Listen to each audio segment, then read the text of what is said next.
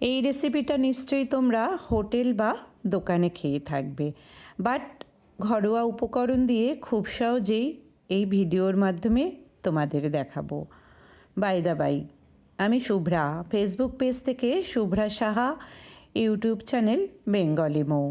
সবার প্রথমেই পনিরটাকে লবণ আর গরম জল দিয়ে ভিজিয়ে রাখবো। কড়াইতে সামান্য তেল দিয়ে টমেটো, কাজু, কাঁচা লঙ্কা, লবণ দিয়ে নাড়াচাড়া করব যতক্ষণ না নরম হয়ে যায়।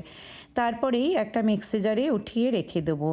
সেই কড়াইতে আবারও রিফাইন অয়েল দিয়ে ফাইনলি চপ করা পেঁয়াজটাকে আমরা দিয়ে নাড়াচাড়া করব।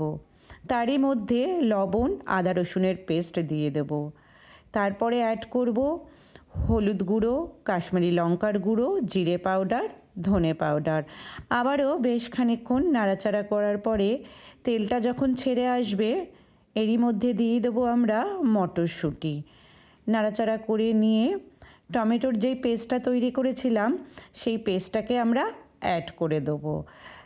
তারপরেই ভালো করে আবারও আমরা নাড়াচাড়া করে পনিরটাকে দিয়ে দেবো। গরম জলে পনিরটা দেবার জন্য খুব সফট হবে কিন্তু। তারপরে সামান্য গরম জল অ্যাড করে কসুরি মেথি দিয়ে দেবো।